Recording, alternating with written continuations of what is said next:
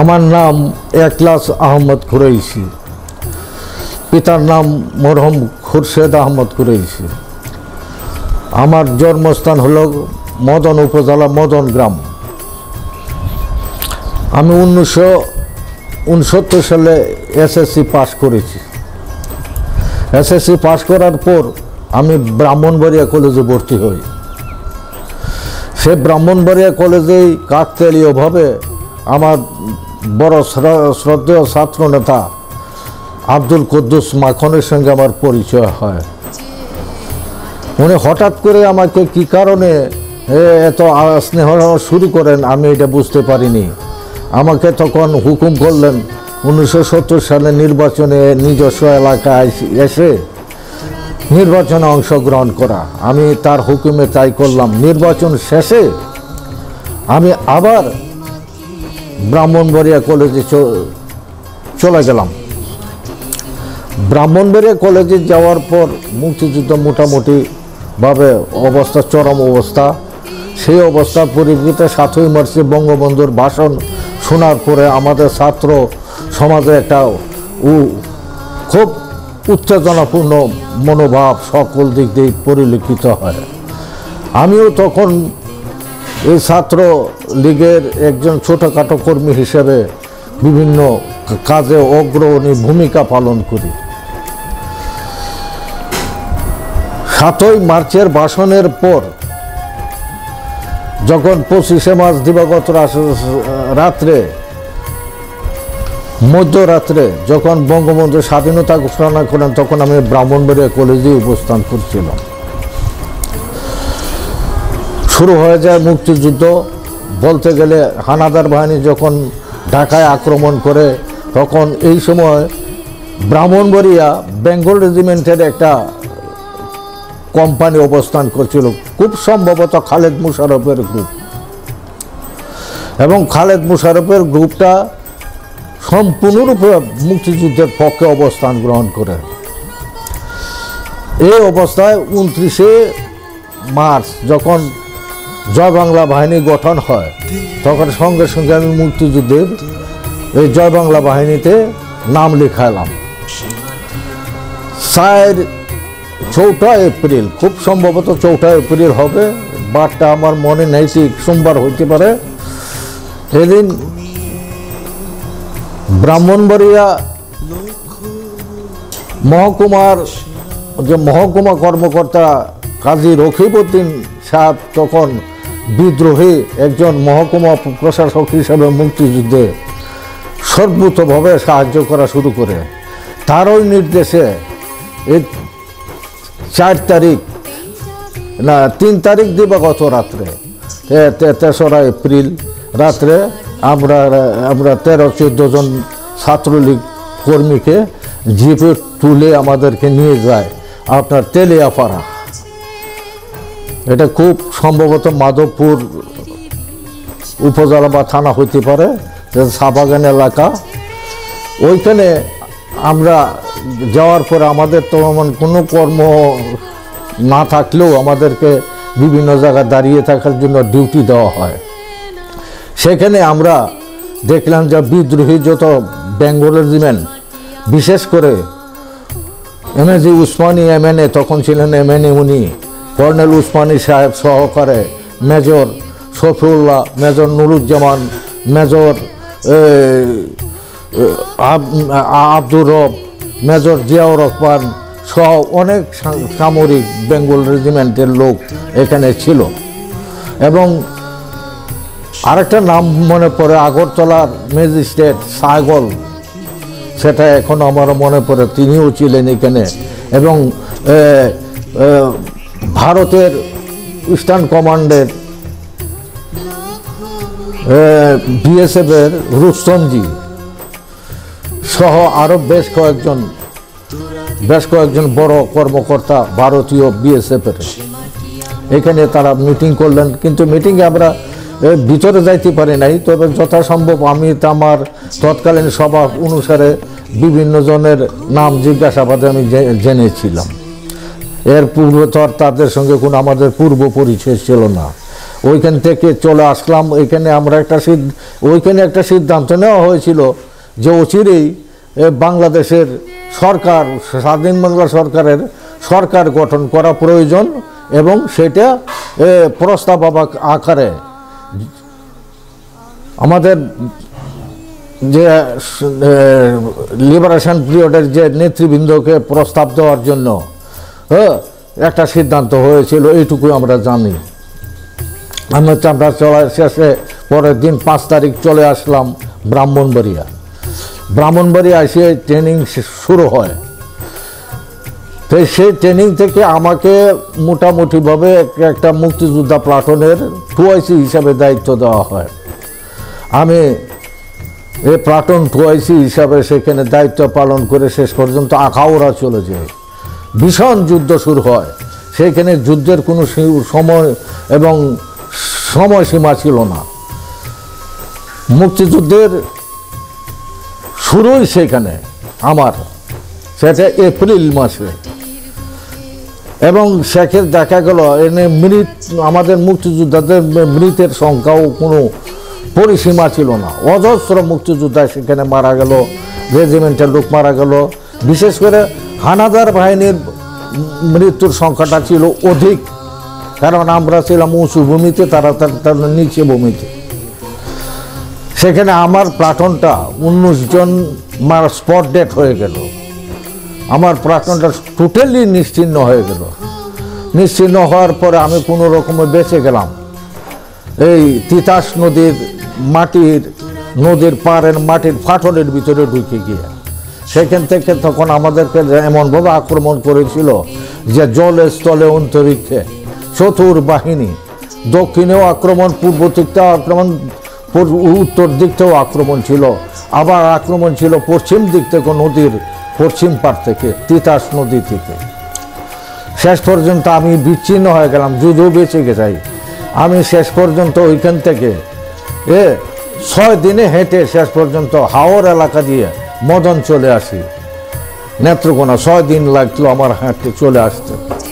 আইসে আমার তো আর এখানে নিশ্চয়তা না, আমার ভিতরে একটা মারাত্মক দুশ্চিন্তা যে মুক্তিযুদ্ধ যোগ দিয়েছি একমাত্র নেত্রকোনার সাব ডিভিশন, তৎকালীন সাব ডিভিশন থেকে একমাত্র আমি সশস্ত্র মুক্তিযোদ্ধা হিসেবে এখানে চলে আসি। তাই অতএব আমাকেই ধরার জন্য তারা সবসময় তৎপর হবে। আমি চলে গেলাম কয়েকজন সাথী নিয়ে ভারতে চলে গেলাম। সেটা হলো আপনার গারুবাদা এলাকায়, যেটা বর্তমান 5 নম্বর সেক্টর ছিল। কিন্তু ওইখানে আমরা থাকতে পারলাম না। এইখানে খাওয়া খাদ্য খুব কঠোর অবস্থা ছিল। যদিও আমরা ভাত পেয়েছি, কিন্তু ভাতের মধ্যে ছিল বালু। সে বালুর পরিমাণ থাকাটা আমার পেটে যাইতো না। কয়েকদিন আমরা আনারস খেয়ে আমরা বেঁধে আছি। এরপরে এখান থেকে চলে আসলাম মহিষকলা থেকে শেষ পর্যন্ত বেশ 2-2.5 মাস এখানে থাকার পরে নেতৃত্ব দিয়েছি। তখন ওইখানে মহিষকলা দায়িত্বে ছিলেন Abdul Hakim Chowdhury MPA, Khalekdar Chowdhury MNA MPA ছিলেন ডাক্তার আকলাকুল হোসেন আহমদ। তাদের অনেকেই ছিলেন তাদের নেতৃত্বে। আর বিশেষ করে ছাত্রনেতা হিসেবে নেতৃত্বে ছিলেন আমাদের যে তৎকালীন সাব ডিভিশনের প্রথম ছাত্রলীগ সভাপতি মেহের আলী। দুঃখের বিষয় শেষ পর্যন্ত মেহের আলী এখানে আততায়ীর গুলিতে নিহত হন। অথচ সাংগঠনিক কর্মকাণ্ডে তিনি সবচেয়ে বড় ভূমিকায় এই মহিষকলা সেন্টারের দায়িত্ব তিনি পালন করেছেন। খাবার খাদ্য থেকে শুরু করে এই সকল কিছু, এবং থালা বাসন পর্যন্ত এলাকা থেকে শত মন ধান পর্যন্ত ওই মহিষকলা পাঠিয়েছিলাম। মহিষকলা আমাদের যে সেন্টারটা, মুক্তিযুদ্ধের যে সেন্টারটা ছিল, সেটা ছিল ইয়ত ক্যাম্প, যুব ক্যাম্প হিসেবে পরিচিত। কিন্তু ওইখানে আমাদের পর্যাপ্ত এলাকা থেকে পর্যাপ্ত খাবার খাদ্য দেওয়ার পরিপ্রেক্ষিতে ভারত সরকার এখানে এই ক্যাম্পে কোনোদিন কোনো সময় খাবার খাদ্য পাঠায়নি। আমরা ছিলাম স্বয়ং সম্পূর্ণ। এক্ষেত্রে যাই হোক, শেষ পর্যন্ত তোরা ট্রেনিং দিলাম। তোরা ট্রেনিং দেওয়ার পর আমরা বাংলাদেশে আমরা প্রবেশ করলাম। 3টা কোম্পানি, সেই 3টা কোম্পানির নাম ছিল 3টে কোম্পানির কাজীপুর। সেই কাজীপুরের প্রধান ছিলেন কাজী শামসুল আলম শামসুল আলম। ওনার বাড়ি ছিলেন নরসিংদী জেলার রায়পুরা থানার আদিয়াবাদ গ্রামে। উনি তৎকালীন সময়ে করাচি সামরিক প্রশিক্ষণপ্রাপ্ত একজন ব্যক্তি। আর এই 3টা কোম্পানির কমান্ডার ছিলেন, প্রথম কমান্ডার ছিলেন Kazi mister Abdul Khalek, man of Kalmakanda, বর্তমান উপজেলা চেয়ারম্যান, মনতলা বাড়ি। আর তার টুয়াইসি ছিলেন হিন্দু ব্যক্তি মৃণাল কান্তি সরকার। আর এটা হলো 7 নম্বর কোম্পানি। 8 নম্বর কোম্পানির কমান্ডার ছিলেন মোহনগঞ্জ এলাকার আব্দুল শামসুল আলম তালুকদার। তার টুয়াইসি ছিলেন আব্দুল কুদ্দুস, বাড়ি হল মদন। তিনি শেষে মদন প্রথম যুদ্ধে শহীদ হন। এবং 9 নম্বর কোম্পানি কমান্ডার ছিলেন মুক্তল হোসেন, পাকন্দিয়া হাই স্কুলের হেডমাস্টার, উচ্চ বিদ্যালয়ের প্রধান শিক্ষক।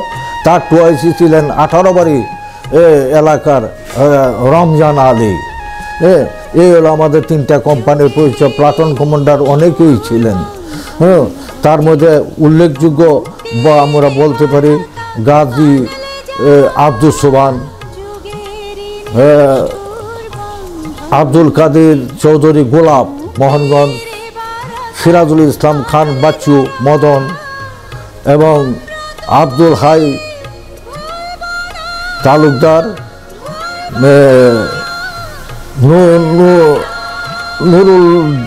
নুরুল হুদা আটপাড়াতবাড়ি, এবং কেন্দ্র এলাকার ছিল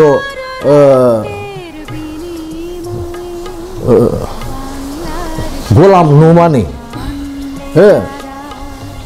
গোলাম জিলানি ছিলেন সে প্লাটুন কমান্ডার। এরপর ঈশ্বরগঞ্জে ছিল আপনার হাবিবুর রহমান হলুদ, এবং সে অনেকেরই নাম তাৎক্ষণিকভাবে অনুসরণ করতে পারছি না। যাই হোক, আমরা ভিতরে আইসা প্রথম আমরা অবস্থান নিলাম মদন। 23শে আগস্ট সেই বারটা ছিল খুব সম্ভবত সোমবার। সেইখান থেকে আমরা 25 তারিখ আমাদের যে 9 নম্বর কোম্পানিটা মিস্টার আব্দুল সালামের সাহেবের নেতৃত্বে, এবং এই কোম্পানি কমান্ডার আব্দুল সালাম ছিলেন আমাদের উইং টুয়াইসি, এবং কোম্পানি কমান্ডার ছিলেন মুক্তুল হোসেন এবং রমজান আলীর নেতৃত্বে 25 তারিখ এই কোম্পানিটা চলে গেল আপনার পাকুন্দিয়া এলাকায় এবং ঈশ্বরগঞ্জ এলাকায় যুদ্ধ করার জন্য। আর 26 তারিখ বৃহস্পতিবার আমাদের 8 নম্বর কোম্পানিটা 8 নম্বর কোম্পানিটা উইং কমান্ডার কাজী শামসুল আলমের নেতৃত্বে মোহনগঞ্জ আক্রমণের জন্য মদন থেকে চলে যায়। আর আমরা মদন হেডকোয়ার্টারে অবস্থান করছিলাম আমি সহ, এবং 8 নম্বর কোম্পানির টুয়াইসি কাজী বলতেছি শহীদ আব্দুল কুদ্দুস সহ আমরা 13-14 জন মুক্তিযোদ্ধা। এই 14 জন মুক্তিযোদ্ধার ভিতরে আমাদের এক মহিলা মুক্তিযোদ্ধা যার নাম মিরাশি বেগম, অত্যন্ত সাহসী এবং সবল মহিলা ছিলেন। তার নিয়ে আমরা 13-14 জন আমরা এখানে অবস্থান করছিলাম। কিন্তু দুঃখের বিষয়, হঠাৎ করে আমরা শুক্রবার দিবাগত রাত্রে, মানে 27শে অগাস্ট দিবাগত রাত্রে মধ্যরাত্রে খবর পেলাম যে হানাদার বাহিনী আমাদেরকে আক্রমণ করতে আসছে। কোন দিক দিয়ে আসছে? যে নেত্রকোনা টু মদন রাস্তায়। এই খবরটা পাওয়ার পরে আমরা এইখান থেকে 6 জন মুক্তিযোদ্ধা, 6 জন মুক্তিযোদ্ধা আমি একলা সামত করাইছি এই আব্দুল কুদ্দুসের নেতৃত্বে, এবং আলী আকবর তালুকদার, এবং আরেকজন আব্দুল কুদ্দুস, তার বাড়ি হইল আপনার হাজরাগাতি, এবং সৈয়দ আহমদ। এই 5 জন আমরা অগ্রগতির হানাদার বাহিনীর অগ্রগতি রুখার জন্য আমরা বড়াখালা নদীতে আমরা ডিফেন্স নিলাম। কিন্তু দুঃখের বিষয় যে এই রাস্তা দিয়া পাক বাহিনী আর অগ্রসর হয় নাই। আমাদের এই অবস্থানের খবর পাওয়া মাত্র তারা অন্য রাস্তা অবলম্বন করলো, কিন্তু অবলম্বন করলে সেই সংবাদটাকে আমরা পাইনি। কিন্তু যখন বিকাল 3টা হয়ে যায়, তখন হঠাৎ করে আমরা একজন লোকে আমাদেরকে বলল যে কেন্দ্র হয়ে পাক বাহিনী মদনা অগ্রসর হচ্ছে। তখন আব্দুল কুদ্দুস কোম্পানি 2IC আমাকে হুকুম করলেন যে অবস্থানটা তোমাকে দেখতে হবে। কিন্তু দুঃখের বিষয় যে রাস্তাঘাট আমি চিনতাম না, এই গ্রামের ভিতর দিয়ে অন্য একজন লোক আমার সঙ্গে দিয়ে দিয়েছে। তখন বর্ষাকাল, বুক সমান পেট সমান পানি, আর হলো আপনার আমন ধান, বাসমান আমন ধান। সেই বাসমান আমন ধান ক্ষেতের ভিতর দিয়ে আমরা হেঁটে হেঁটে আপনার এই পানি দিয়ে পাক বাহিনী দেখতে গেলাম। গিয়া প্রায় 1 কিলোমিটার যাওয়ার পরে গ্রামের সম্মুখে আমরা পাক বাহিনীকে দেখলাম যে রাইসা নদী পার হইতেছে, এবং তখন ফেরিঘাট ছিল।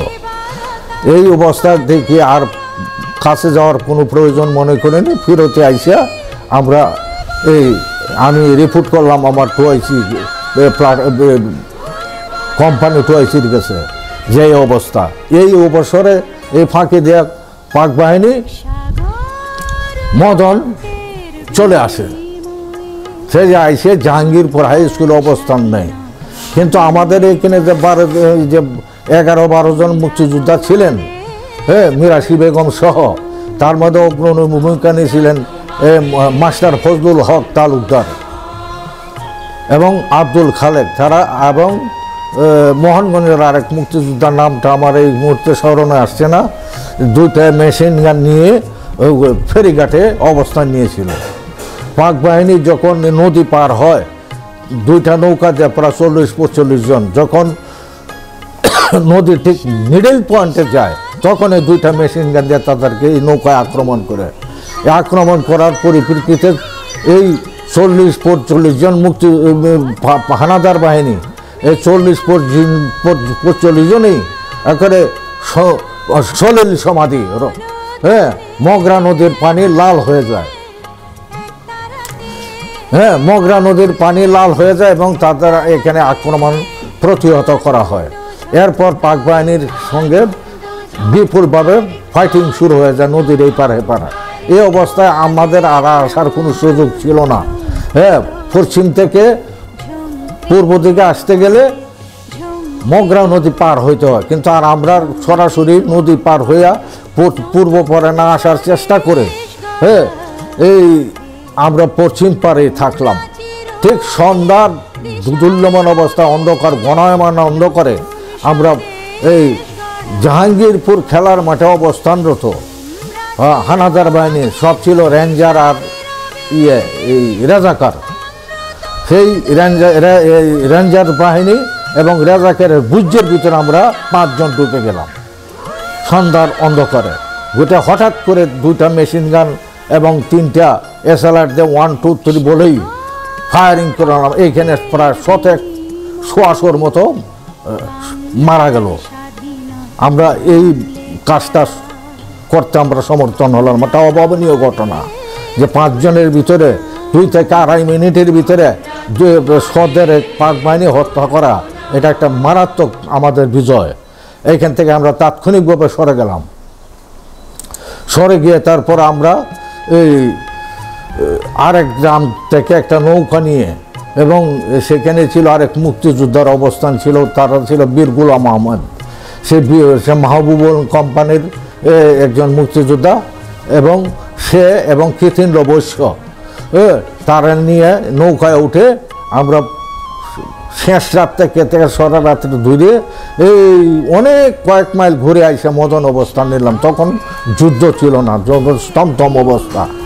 এই অবস্থা আমরা মদন আইসিয়া, আমি যেহেতু মদন গ্রামেরই বাসিন্দা, অতএব মদনের আনাচে কানাচে সকল রাস্তাঘাট আমার জানা ছিল বিদায় আমাকে পালন করা হলে তো তোমাকেই যেতে হবে।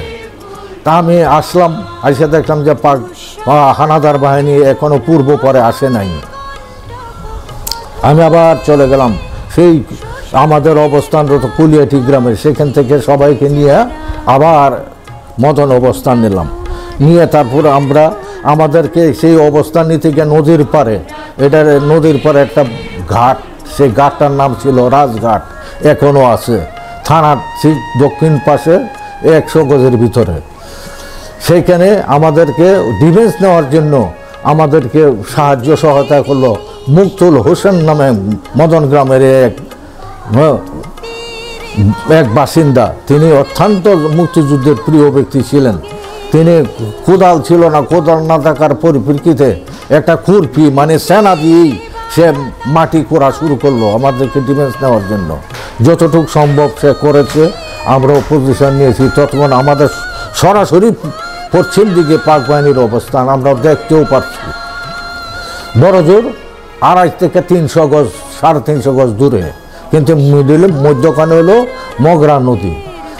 এরপর সেরা আমরা গর্ত করি পজিশন নেওয়ার জন্য, আর জমির আলের ভিতরে ছিল নিঃসন্দা গাছ, সেই নিঃসন্দা গাছের আড়ালে।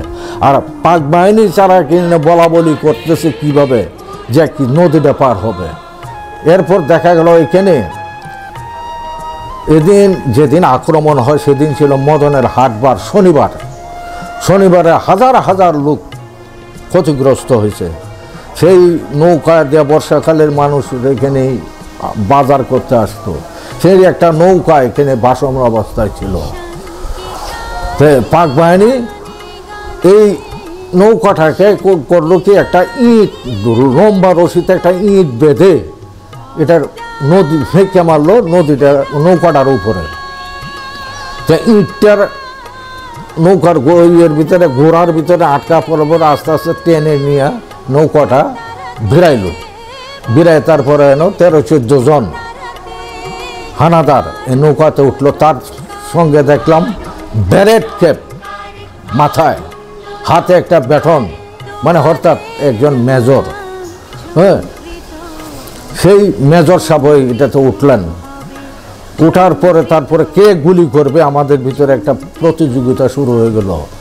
হ্যাঁ, এলএমজিটা ছিল আলী আকবর তালুকদারের কাছে, সে ছিল মুজাহিদ বাহিনীর একজন হাবিলদার, কিন্তু তার কাছ থেকে টুয়াইছি আমাদের কদ্দুস নিয়ে যাও, আমার কাছে দাও।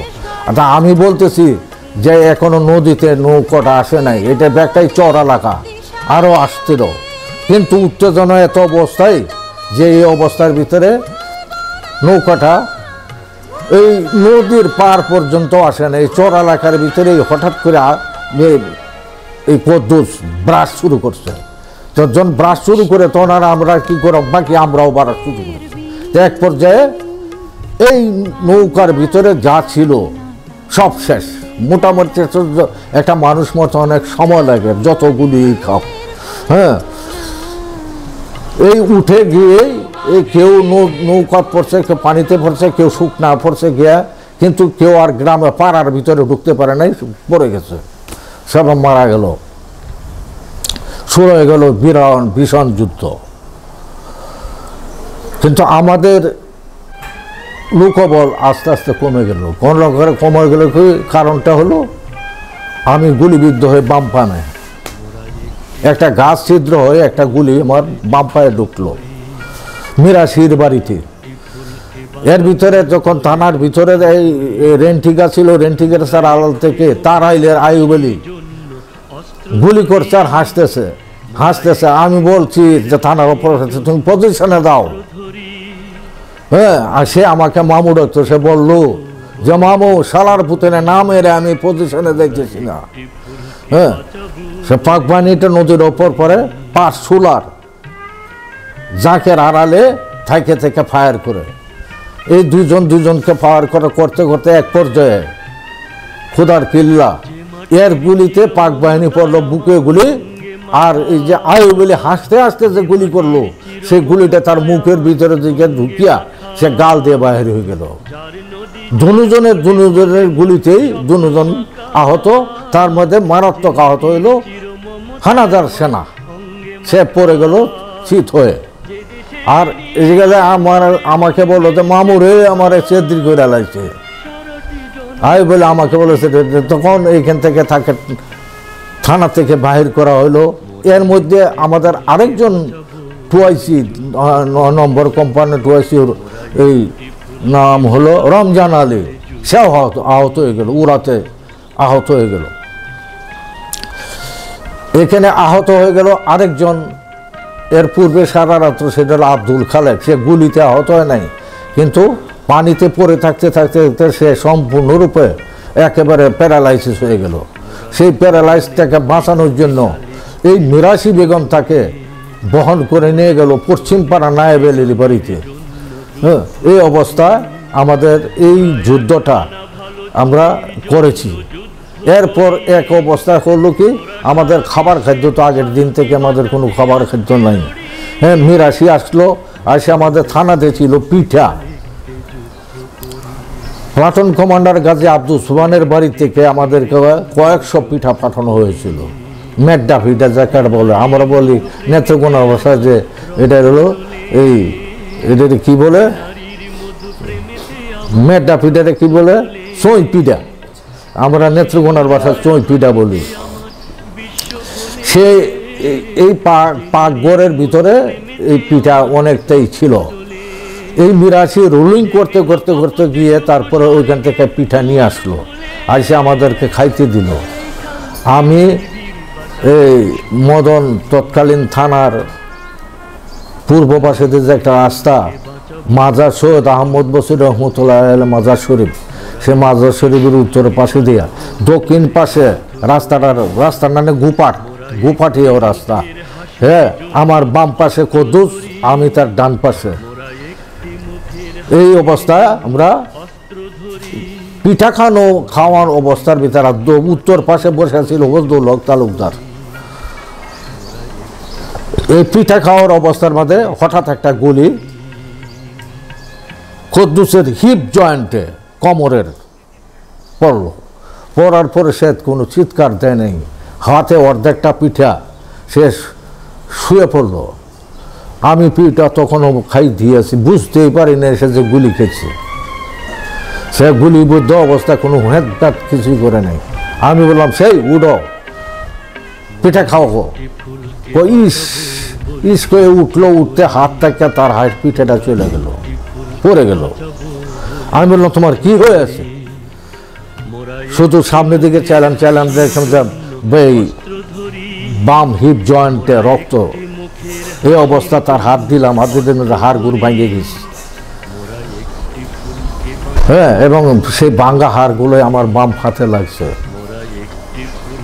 এইখানে সে গুলিবিদ্ধ মরণাপন্ন অবস্থা থেকে আমাকে হুকুম করলো, কখনো তোমরা উদ্যোগ করবে না, পাকিস্তানিদেরকে তোমরা এই নদী পার হইতে কখনো দিবে না, যাও পজিশনে যাও। হ্যাঁ, এই অবস্থায় আমি ফজলু এবং সুবান পরে জানছি, সুবান অন্য সাইডে ছিল।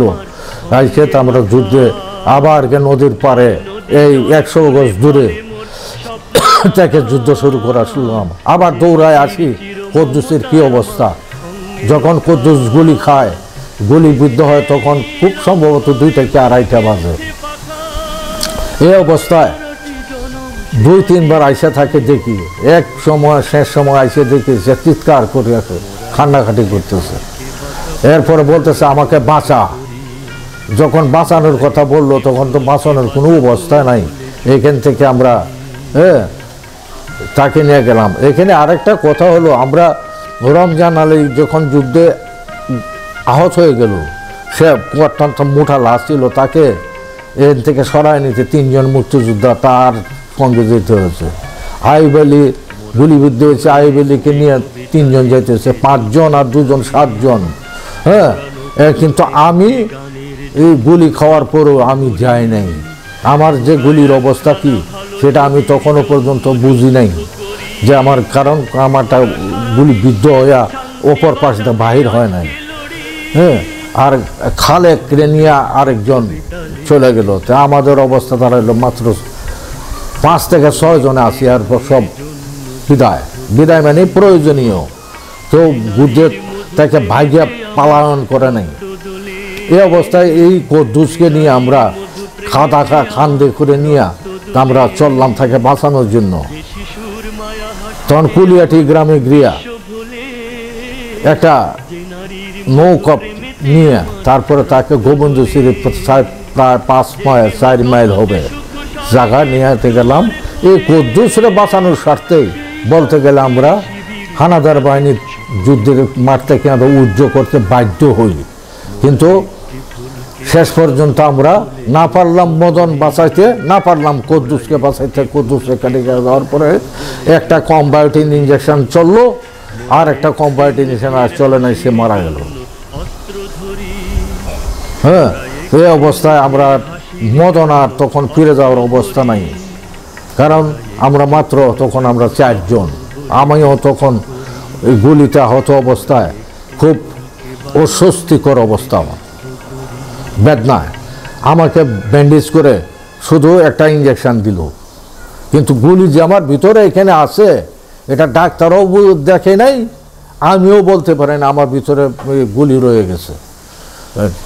রাত্রে শেষ রাত্রের দিকে আমাদের এই গোবিন্দশ্বরী এই গ্রামের আপনার কবরখানায় আমার কদ্দুসকে আমরা কবরস্থ করে তারপরে আমরা পরের দিন সকালে আমরা চলে গেলাম উত্তর দিকে, যে যাবো কোথায়, যে আমরা এখন ভারতের উদ্দেশ্যে রওনা হব। এর ফাঁকে দিয়া আমাদেরকে সাতগাঁও নামে একটা গ্রাম, যেটা প্লাটুন কমান্ডার আব্দুল কুদ্দুসের বোন জামাইয়ের বাড়ি, সেইখানে উঠলো খাওয়ার জন্য। আমাকে ওইখানে উঠলো, আমরা এখানে নৌকায় থাকতাম। সেইখানে যাওয়ার পরে আমি ব্যান্ডেজ করলাম, আমার পাওটা খুব ভারী, শুকায় মোটা হয়ে গেছে ফুলে। ওইখানে গিয়ে ব্যান্ডেজ খুললাম, খোলার পরে দেখা গেল আমার গুলিটা আমার পায়ের ভিতরে বিদ্ধ। হ্যাঁ, সেই গাজী আব্দুল সোবান আমার গুলিটাকে একটা চিমটা দিয়ে টেনে বের করলো সাতগাঁও গ্রামে।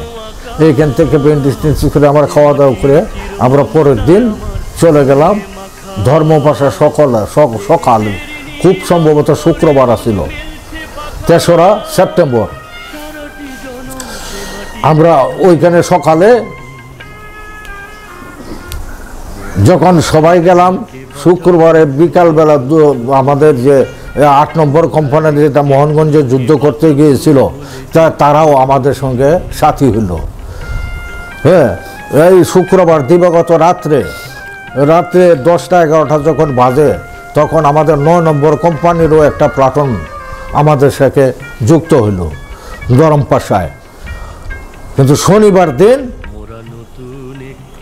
4 সেপ্টেম্বর ভোর রাতে থেকে আমাদেরকে আক্রমণ শুরু করলো, চতুর্দিকে ঘেরাও করে।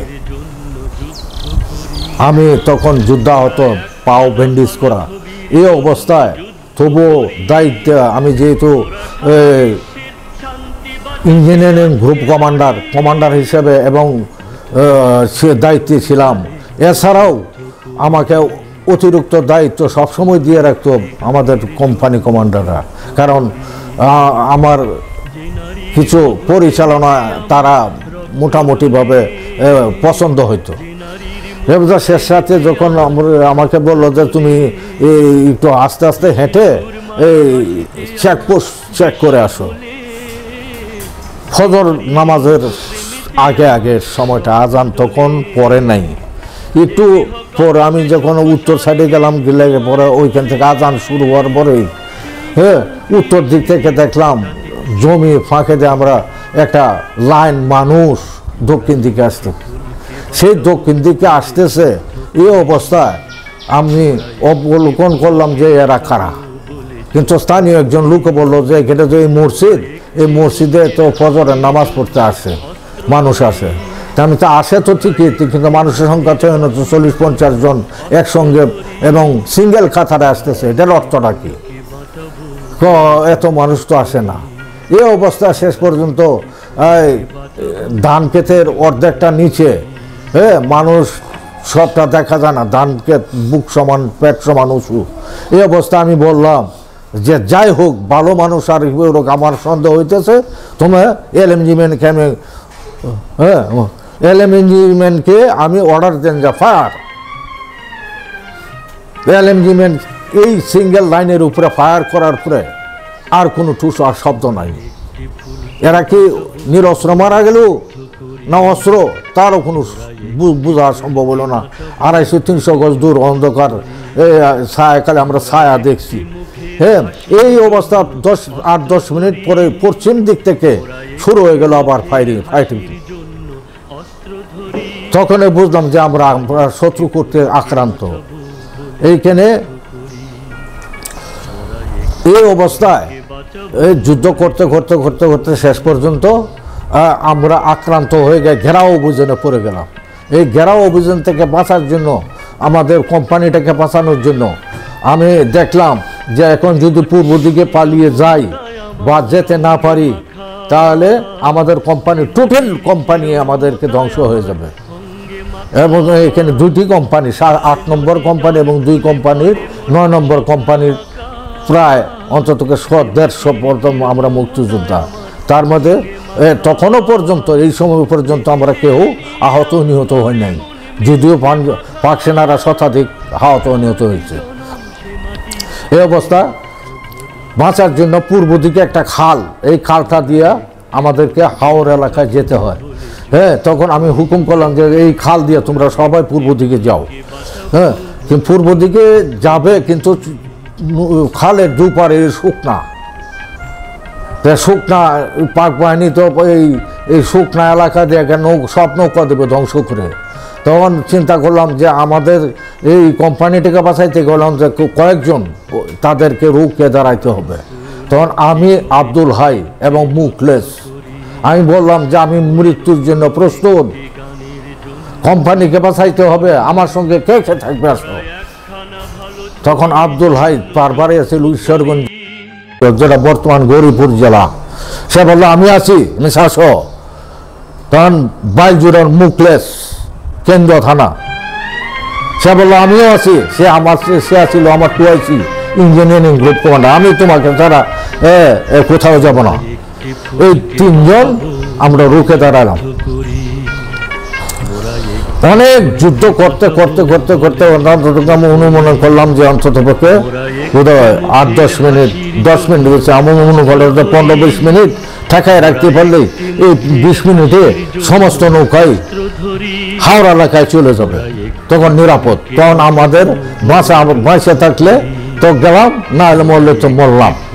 এই অবস্থা আমি তখন গোডাউনের পাশে, ধর্মপাশার গোডাউন, সরকারি গোডাউনের পাশে এই অবস্থার পরিপ্রেক্ষিতে এইখানে আমাকে হঠাৎ করে বলল এই আব্দুল হাই যে কুরাইশি ভাই তোমাকে টার্গেট করেছে। আমি বললাম যে কোথায়? কোথায় বলছে, আমি এত দেখি নাই। সে করলাম বাম পাশ থেকে এসে, হ্যাঁ, বাম পাশ থেকে এসে করলো, কিন্তু আমাকে বাম বাহুতে ধরে ঠেলে মেরে ফেলে দিল। আমি পড়ে গেলাম, কিন্তু দুঃখের বিষয় আমার এখন যেটা আছে, বিবেক আছে, সেই গুলিটা পড়লো তার বুকে বাম পাশে। আমাকে বাঁচিয়ে সেই আব্দুল হাই মারা গেল।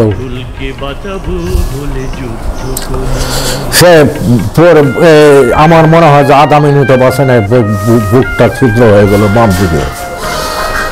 এখন আছে শুধুমাত্র আমার পাশে মুখলেস ওরফান। তাই এই মেশিন গানটা যখন সে চালানো, যখন ম্যাগজিন পরিবর্তন করে, তৎকালীন সেই সময় ম্যাগজিন পরিবর্তন করে একটা গুলি এই মুখলেসের ডান হাতটা ছিদ্র হয়ে গেল। মুখলেসের ডান হাতটা ছিদ্র হওয়ার পরে সে বাম হাতে নিয়ে কুরাইছিল, আমি আহত, আমার হাত ছিদ্র হয়ে গেছে। বাম হাতটা দিয়ে ডান হাতে ধরতে যায়, এই যখন ধরতে যায় আরেকটা গুলি তার বাম হাতটাও ছিদ্র হয়ে গেল। তা আমি তার মাথায় ধরে নিচে ফেলে দিলাম। এই অবস্থায় আমি নিউক্লিয়াসরে বললাম যে তুমি ভাগো, আমি তোমাকে রেখে আমি ভাগবো না, আমি তোমাকে বেগুড়ে মোড়ে কোনো লাভ নেই, কারণ তোমার দুটা হাতে ছিদ্র, তুমি বেগুড়ে মরবা, এটা আমি সহ্য করতে পারবো না, তুমি ভাগো। তখন মেশিন গানটা এর পিঠে না দুইটা পা, মেশিন গানের দুইটা পা তার ঘাড়ের ভিতরে দিয়ে বেল্ট দিয়ে কোমরের মধ্যে আটকিয়ে দিয়ে, আর এসএলআরটা তার হাতে দিয়ে ক্রুলিং করে যাওয়ার জন্য আমি হুকুম করলাম। যদি হুকুম না করো, না শোনো, আমি তোমাকে গুলি করব। এই অবস্থা তাকে বাগাইতে বাধ্য হলাম। তো ঘড়িতে তখন আমার হাতে টি শার্ট, একটা ঘড়ি আমার পিতার দেওয়া টি শার্ট ঘড়িতে দেখলাম যে 23 মিনিট চলে গেছে। আমাদের নৌকা ঘোলা ছাড়া 23 মিনিট, তখন অনুমান করলাম যে আমাদের সকল নৌকাই অন্তত পক্ষে নিরাপদ হাওড় এলাকায় পৌঁছে গেছে। তখন আমি আর কি করবো, যে এখন আমি চলে যেতে পারি। আমি চিন্তা করলাম যে আমাকে বাঁচিয়ে গুলিবিদ্ধ হয়ে মারা গেল, তার লাশটা কি করে আমি রাখতে যাই। আমি চাইলাম যে আমি মরলেও সই, থাকলেও সই, এর লাশটা নিয়ে যাব। কিন্তু এর লাশটা তো মৃত লাশটা নিতে গিয়া আমি খুব বেকায়দায় পড়লাম। আমি পিঠের উপরে আমার পিঠের উপরে লাশটা নিয়ে ক্রুলিং করে 2 হাত টেনে আমার অস্ত্রটা এখানে ফেলে, আমার এসএলআরটা ফেলে আমি এই লাশ নিয়ে ক্রুলিং করে চলে গেলাম।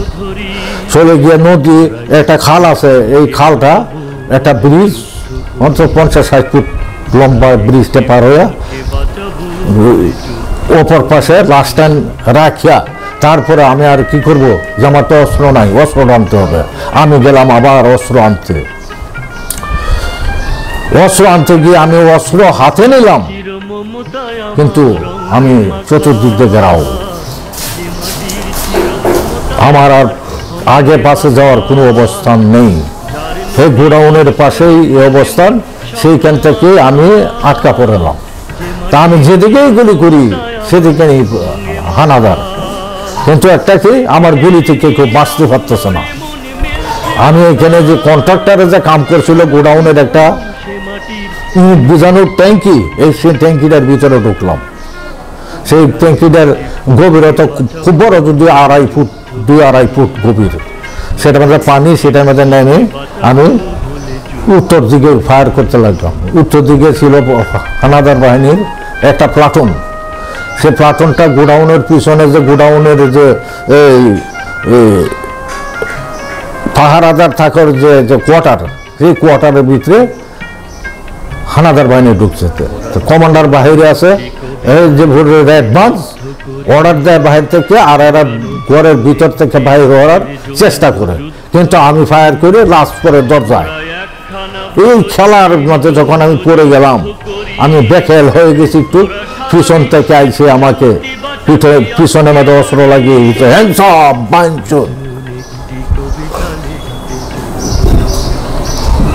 মাদার চোট, স্ট্যান্ড আপ।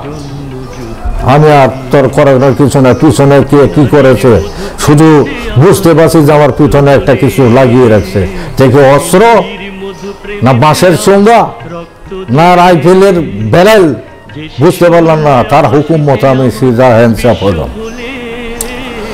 হ্যান্ডসাপ হয়ে তার হুকুম মতো চলা শুরু করলো। সেই গোডাউন থেকে আমাকে নিয়ে চললো থানার দিকে, পশ্চিম মেলায়। আর রাস্তায় যাওয়ার পথে যে যেভাবে পারে একটা কিল, ঘুষি, লাথি খুব দেওয়া শুরু করলো। আমার অস্ত্রটা ছিল আমার হাতে, আমি হ্যান্ডসাপ অবস্থায়। সেই অবস্থায় এক হানাদার কতটুকু আমি অনুমান মনে হয় 6 ফুটের নিচে তো হবেই না, বোধহয় উপরেও হইতে পারে। সে এমন একটা থাপ্পড় দিল, সে থাপ্পড়টা লাগলো আমার বাম হাতে, লাগে তারপর লাগলো আমার বাম কানে লাগার পর আমার এদিক দিকে কান বেয়ে রক্ত হওয়া শুরু। কিন্তু অস্ত্রটা আমার হাত থেকে তারা নেন। এইভাবে আমাকে মারতে আর পিছন থেকে বুট যে লাথি মারে, যে এমন লাথি মারে বুট পাও যে আমার অবস্থা খাই। কিন্তু তো করার তো কিছু নাই। এভাবে আমি থানার ভিতরে, আমার গেটের ভিতরে নিয়ে যখন ঢুকায়, তখন আমি চিন্তা করলাম যে আমি শেষ। কিন্তু বাঁচার তো আমার কোনো উপায় নাই। একমাত্র উপায় হয় আমার লাভ হলো যে মৃত্যুর পরে যদি দুটাকেও একটাকেও মারতে পারে সেটাই আমার লাভ। আমি কিন্তু হতোদ্যম হয় নাই, ভয়াবৃত হয় নাই। আমি আল্লাহর কি খেলে আমি বুঝলাম না আজ পর্যন্ত। আমার কাছে সম্পূর্ণ অলৌকিক ব্যাপার। আমার কানে হঠাৎ করে আওয়াজ হলো যে ফায়ার। আমি তখন ফায়ার করবো কি করে, ফায়ার করবো, আমার অস্ত্র তো পরে। আমি মনে করলাম, আমি মনে মনে ধারণা নিয়েছি যে আমার কোনো কমান্ডার আমাকে ফায়ার করার জন্য হুকুম করছে। এই অবস্থায় আমি ফায়ার করতে না পারে হঠাৎ করে হাঁটা দাঁড়িয়ে গেলাম। দাঁড়ানোর সাথে সাথে পিছনে যে আমাকে যে নাকি অ্যান্সার করে যে নিয়ে যাচ্ছিল, সে বাম পাশে চলে আসে। আমাকে চাপায় না ধরে বাম পাশে নেয়। যখন বাম পাশে চলে আসে তখন আমি একটু আর চোখে, বাম চোখে দেখলাম সে আমার থেকে অন্তত 1-1.5 হাত উঁচু। হ্যাঁ, আমাকে বলছে যে ফায়ার অ্যাডভান্স।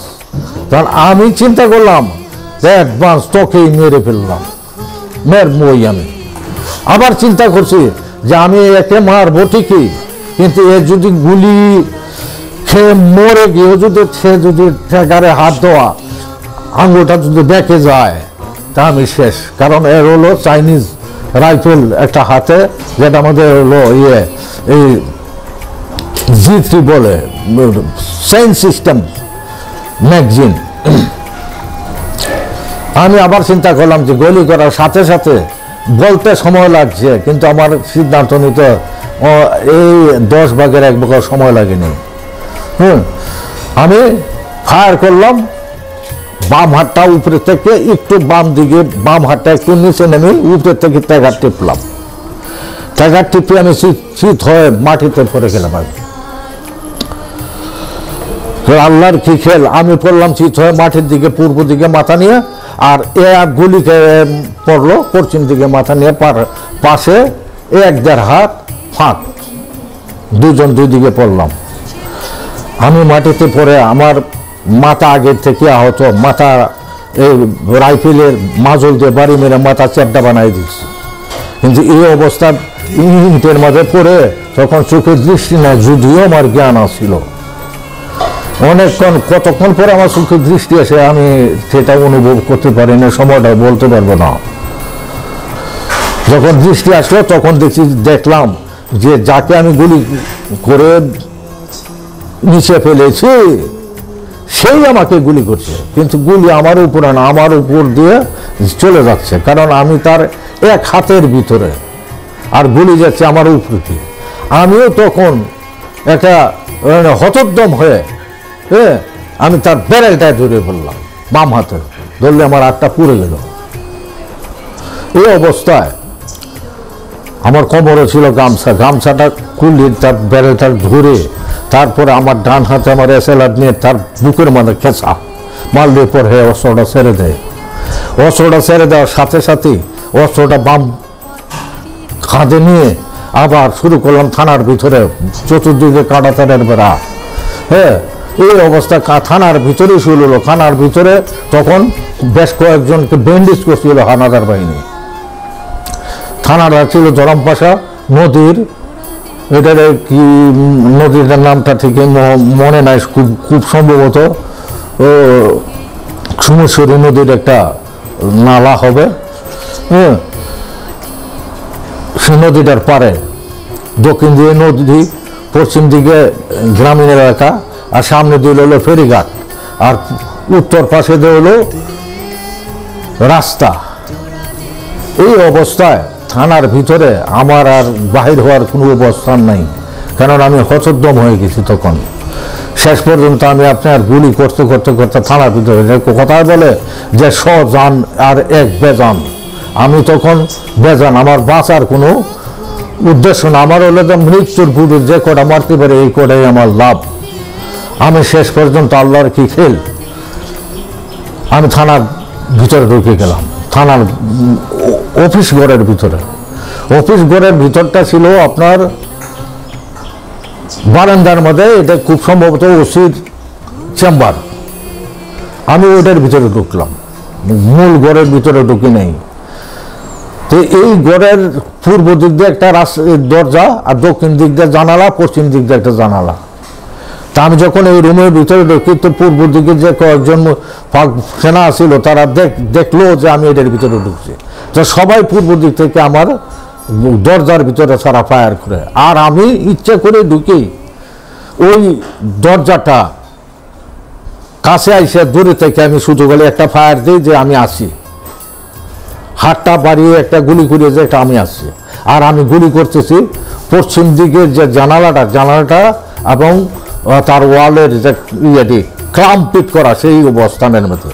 এক পর্যায়ে দরজা এই জানালাটা একেবারে চৌকাট সহকারে পশ্চিম দিক দিয়ে আমি খুলে ফেলতে বাধ্য হোক, মানে সম্ভব হলো। আমি পিছনের দিক দিয়ে একটা সামনে দিয়ে একটা গুলি করলাম যে আমি আসি,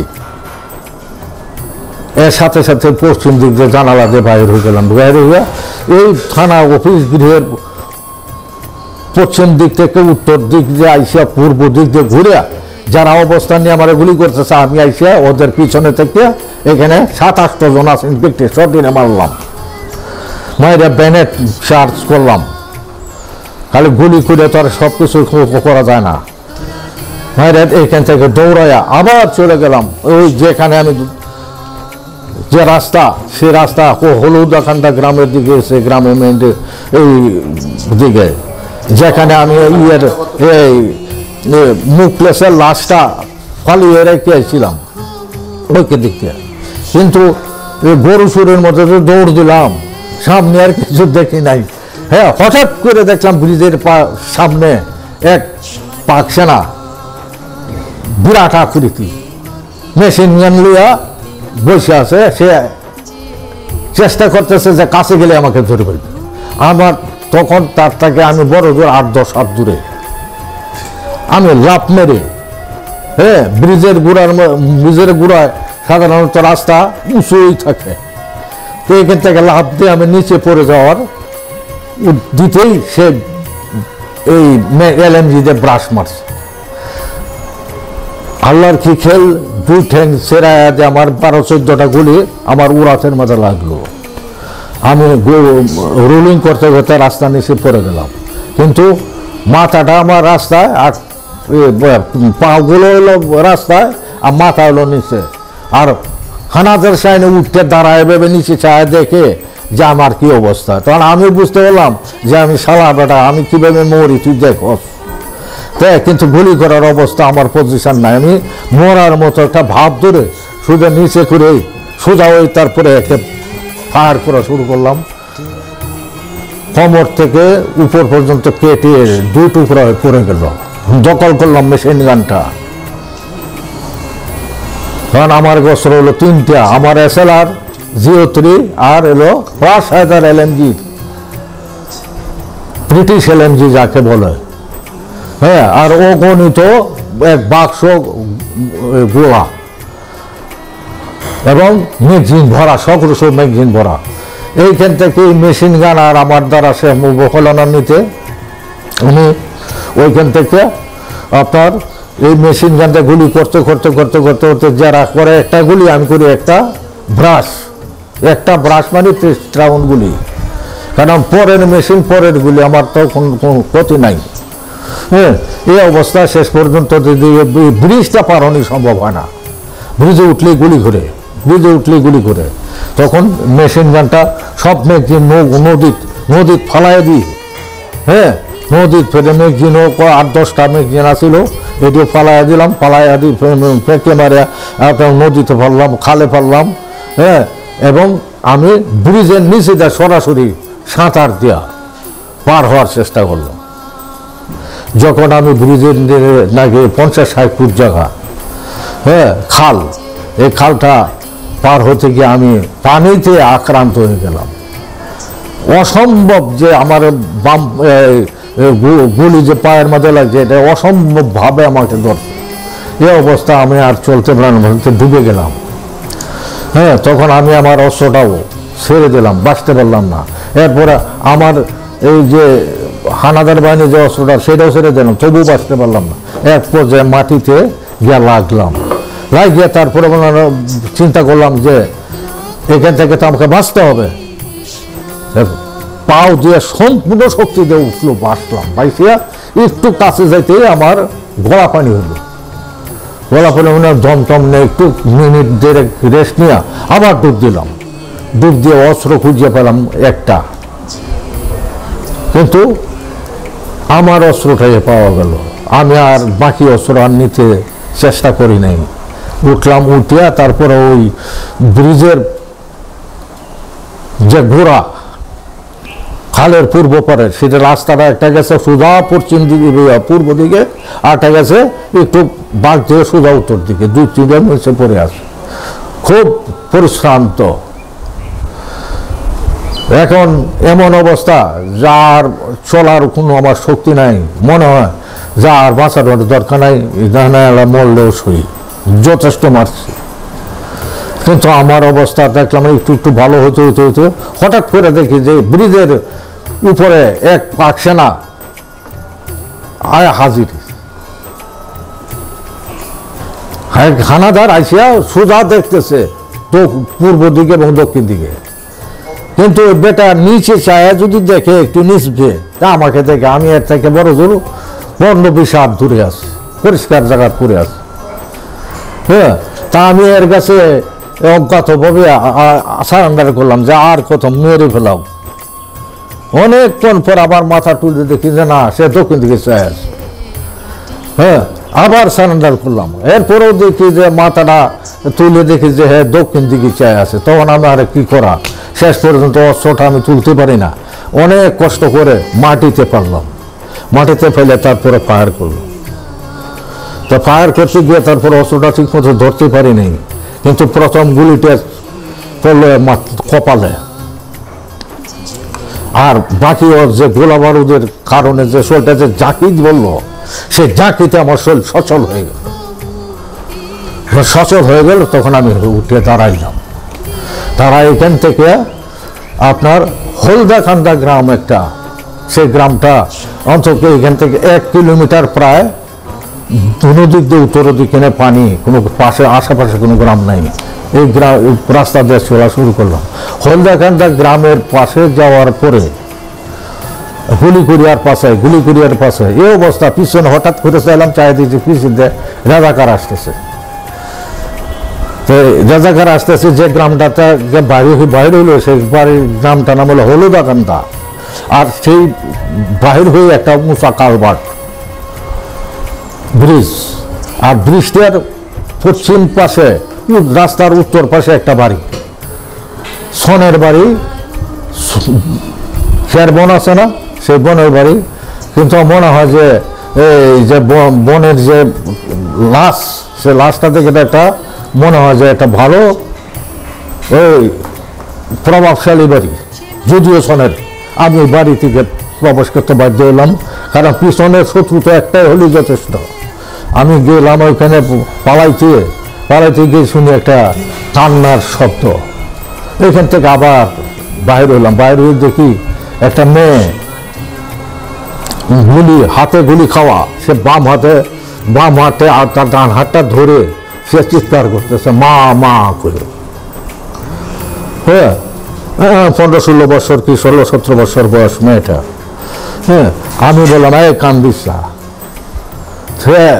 তো কি করে বুঝলো যে আমি মুক্তিযোদ্ধা? আমাকে দেখে সে আর কান্নার সুর আরো বাইছে দুঃখ। হ্যাঁ, তখন আমি চিন্তা করলাম যে এটি তো অর্ধেক মরা, অর্ধেক তো আমারে মারবো। কান্নার শব্দ শুনে তো রাজাকার আসবে, না হানাদার বাহিনী তো আসতেই আসবে। এত যাওয়ার দৌড়ে রাস্তাটা না, উত্তর দিকেও মাইলকে মাইল পানি, দক্ষিণ দিকেও মাইলকে মাইল পানি। হ্যাঁ, তখন আমি যাই কানিস্তাম, আমি তোকে ফায়ার করবো। যখন তাকে গুলি করতে উদ্যত হয়েছি, তখন সে দম বন্ধ হয়ে গেছে হঠাৎ করে। তার আমি আর গুলি করি নাই, টেনে লাশটা মরা লাশের মতো পাঁচশুলা যে রাখে, সে পাঁচশুলা যে রাখছে বাড়ির, সে পাঁচশুলার ভিতরে নিচে নিয়ে ঢুকাইছে। কিন্তু ঢুকাইয়া তারপর আমার আর ঢুকানোর কোনো এখানে আর জায়গা নেই।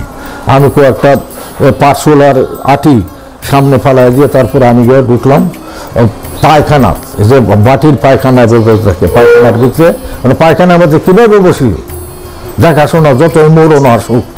আমি একটা এই যে ডোল, এটার মধ্যে আছে ধানের তুষ বড়া, এইটা নিয়ে এই পায়খানার উপরে দিয়া তারপরে এটার ভিতরে পাড়া দিলাম। কিন্তু পাড়া দিলে সে হইল কি দুই পা বাঙ্গিয়া ঢুকে গেল। হ্যাঁ, তো ঢুকে গেল। এই অবস্থায় রাজাকার বাড়িতে ঢুকছে,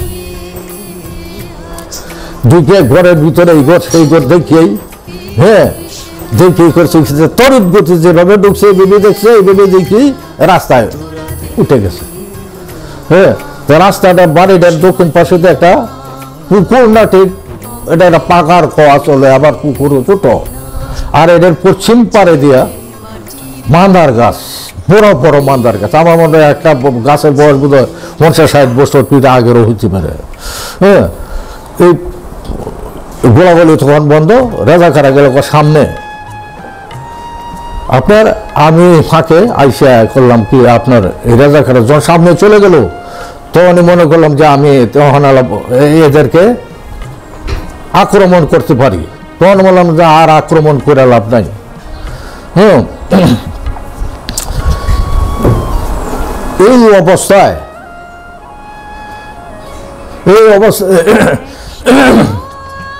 আমি ওদেরকে আর গুলি করি নাই, কিন্তু এই হানাদার বাহিনীর সেই অবস্থানে যাওয়ার পরে এই রাজাকার 5-6 জন রাজাকারের সাথে তারা কি আলাপ আলোচনা করছে। এর মধ্যে আমি আর দেখলাম আরেক বিপদ। উত্তর দিক থেকে, হ্যাঁ উত্তর দিক থেকে একটা নৌকা আসতেছে। নৌকাটা সোয়াওয়ালা বাদাম টানানো, কিন্তু বাদামের গুঁড়া আমাদের পেছানো। তখন আমার একটা সন্দেহ হলো যে যুদ্ধের ভিতরে একটা নৌকা আসতেছে, এটা তো অবশ্যই কোনো পাবলিক না। হ্যাঁ, হয়তো মুক্তিযোদ্ধা না হলে রাজাকার, দুইটা তো একটা। তা আমি রাস্তার বাম পাশে যাওয়ার চেষ্টা করলাম। এই সময় মেয়েটা আমাকে পিছনে চাপায় ধরল, আমার গেঞ্জির মাঝে আমাকে নিয়ে যান। আমি ঠেলা মারে ফেলা দিলাম। ফেলা দিলে একটা চিৎকার দিয়ে শুধু বললো দেশের মা বোনদেরকে বাঁচানোর জন্য, দেশ স্বাধীনের জন্য আপনারা অস্ত্র নিচ্ছেন, আমাকে মেরে যেতে হবে, না হলে বাঁচাইতে হবে, আপনাকে নিয়েই যেতে হবে। তখন আমার তার এই কথায় আমার চেতনা ছিল। চেতনা আসলে পরে আমি তাকে চাঙ্গুলা করে খাদে নিয়ে তারপরে ওই ব্রিজটা যখন পার হয়ে পূর্ব পারে যাওয়া মাত্রই এরা পশ্চিম থেকে সোজা রাস্তা আমাকে দেখে ফেললো যে পার হয়ে গেছে। শুরু হলো আবার যুদ্ধ, কিন্তু ওরা আগাইতে পারে না, যেহেতু রাস্তা মাত্র 15-16 ফুট পাশ। সেই পাশটাতে উত্তর দক্ষিণ পানি, যে যেখানে আসে এখান থেকে গুলি করে। আর আমি লক্ষ্য করি আমার উত্তর দিক থেকে যে খালের ভিতর দিয়ে যে নৌকাটা আসতেছে, সে নৌকাটা কিন্তু নৌকাটা যেভাবে দুলতেছে বাতাসে, দক্ষিণ বাতাস খুব বেশি, তাতে বোঝা যায় না যে এদের ভিতরে কোনো লোক আছে, কারণ এমন লড়তেছে। যখন পাশে আসলো বুঝলাম যে নৌকার ভিতরে কিনা যে মাঝি, সে মাঝি একমাত্র। আমি রাস্তার দক্ষিণ পাশ থেকে উত্তর পাশে গেলাম, গিয়ে তারপরে মানে নৌকা বেরাও, নৌকাটা ঘুরে ফেলছে। আমি যে ঘুরি করবো, ঘুরাম। নৌকাটা তখন ফাঁসাটা বেরাইছে। আসলে আমি মনে করছি, প্রথম মনে করছি যে নৌকা মাঝি ভয় পাইছে, কিন্তু পরে বুঝলাম যে সে ভয় পায় নাই। সে নৌকাটাকে ঘুরাইয়া পাশে দিয়ে লুকলো, অর্থলো যে আবার ছুটতে পারে। হ্যাঁ, আমি মেয়েটারে এভাবে ঘাড়ে ধরে আর একটা পায়ে উড়াতে ধরে কাগজ ওটা রাইয়া এভাবে ফেঁকে মারলাম নৌকার মাঝে। নৌকার যে তক্তা আছে, তক্তা সেরট, এটা দেখো সেরট নৌকার বাসায়, এটা ভাঙেন, মেয়েটা পড়ে গেলাম নিচে। আমি উঠলাম উঠে আর কি নাম সে মাঝি বইটা ধরো আমি উঠলাম সোয়াতে উঠে যে পালটা পেঁচানো সে পালটাকে খোলা শুরু করলাম, শুরু করে পালটাকে টাইনিয়া যখন আপনার কাছে আনি বাঁধার জন্য বাতাসে খুব ধরছে, এই বাতা অর্ধেকটা বাড়তে বাড়তে খালের ভিতরে বাড়ির আড়াল লেগেছে, বাইরে হয়ে গেছে। এর মধ্যে এরা দৃষ্টিতে পড়ছে, আবার শুরু হইলো ফাইটিং। আর আমি তখন পাল বাঁধি, আর ওদের গুলি পাল ছিদ্র হয়। এই অবস্থায় আপনার ওইখান থেকে আমি কয়েকজনকে নৌকা থেকে গুলি করে আহত বা নিহত করছি, কিন্তু ওরা আমাকে আর গুলি করতে পারে না, যদিও 25-30টা গুলি পড়ছে পালে বাদামের মাঝে। হ্যাঁ, আর একটা গুলি যে নৌকাটা এভাবে ধরেছে, বইটাটা যে ধরছে মাঝি, সে এইখান থেকে গুলি এইখান থেকে বাইরে গেছে, এটা ছিঁড়ে গেছে। হ্যাঁ, হঠাৎ করে বইটাটা ছাড়ে নাই, কিন্তু বইটাটা ঘুরে গেছে। ও নৌকা বাদামে একেবারে অনেক এই উল্টেই জায়গায়, তো উল্টে না গেলে আমি ধরে বেরলায় যার কারণে অনেক পানি উঠছে, কিন্তু নৌকাটা ডুবতে আর দেয় নেই, অনেক পানি উঠে গেছে, যার ফলে নৌকার চলন্ত গতি কমে গেল।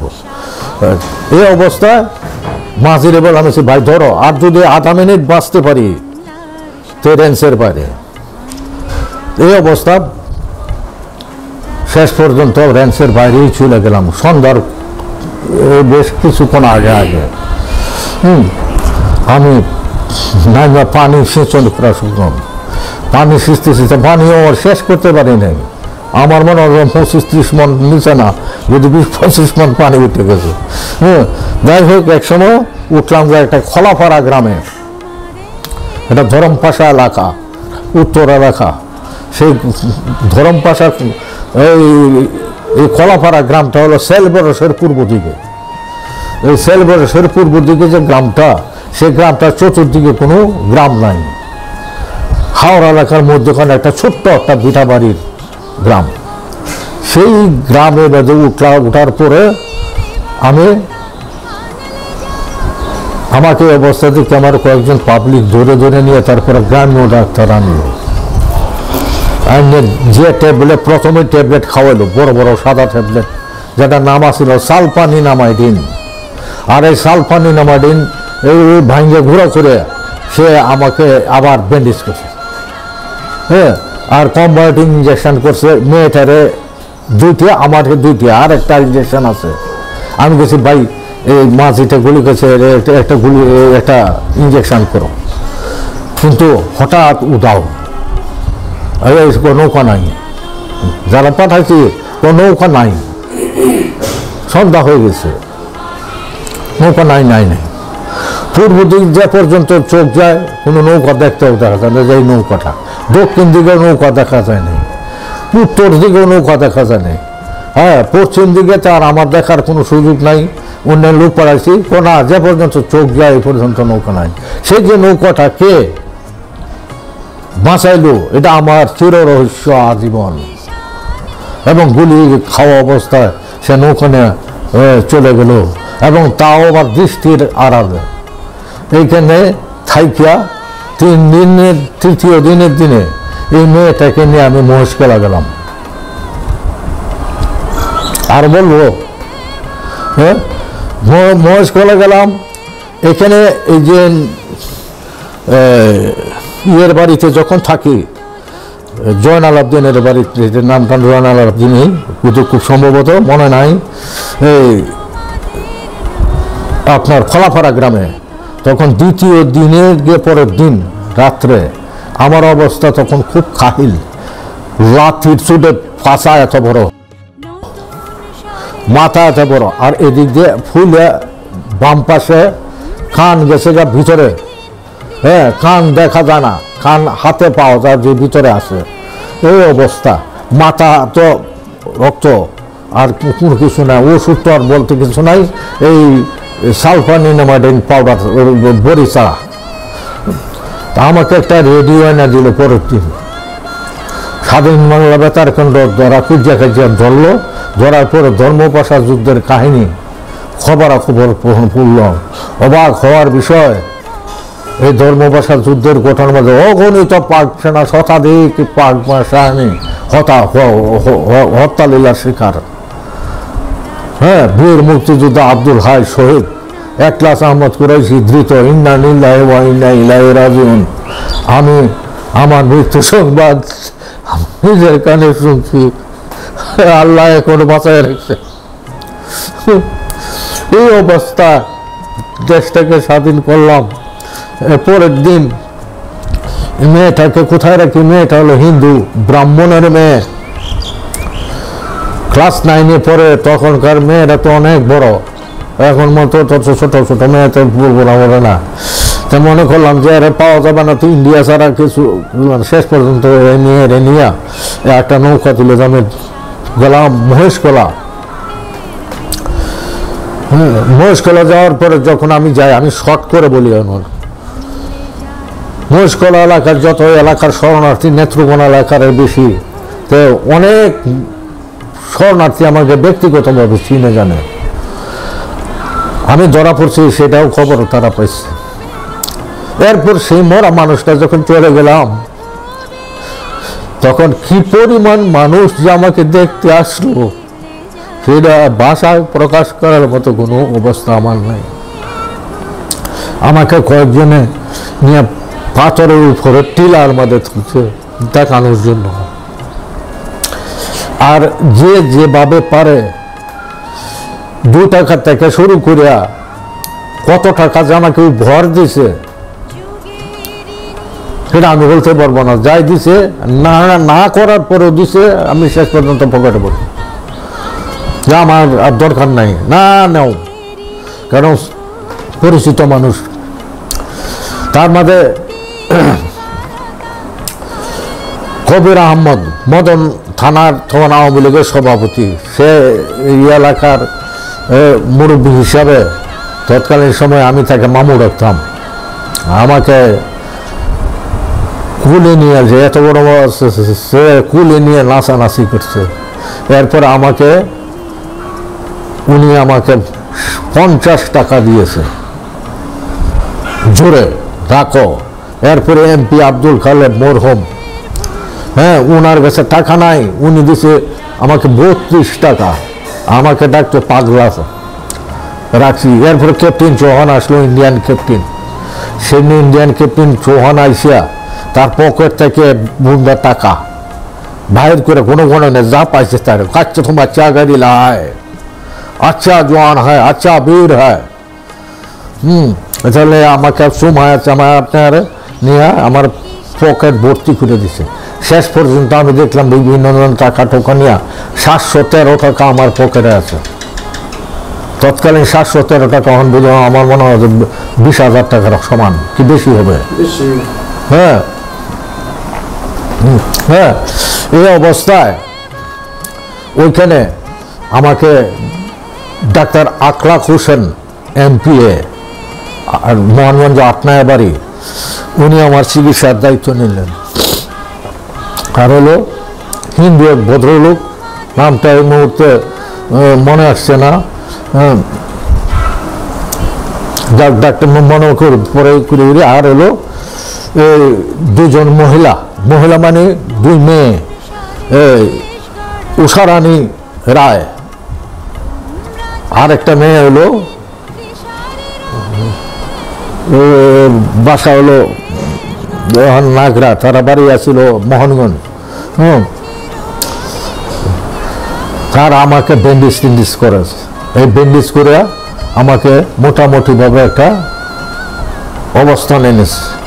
এই অবস্থানে আমি 3-4 দিন পরে আর ভালো হলাম। এর ফাঁকে আর একটা ঘটনা, খুব দুঃখজনক ঘটনা, সেটা হলো যে মেয়েটাকে নিয়ে গেলাম, খুব টপ সুন্দরী একটা মেয়ে, ব্রাহ্মণ মেয়ে।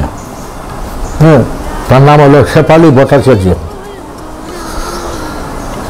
সেই মেয়েটার মা বাপ যুদ্ধে মারা গেছে, অর্থাৎ কাউকে এই মেয়েটাকে আর কোথাও রাখার মতো অবস্থা নেই। আরেকটা কি, মানুষের চরিত্র অত্যন্ত বিচিত্র।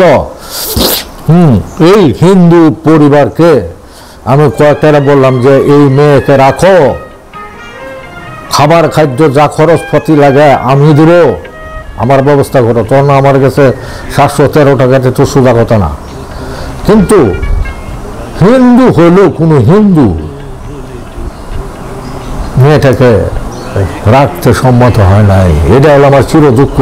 এর মাঝে আমার কিছু কথাও আছে, না বলাই ভালো।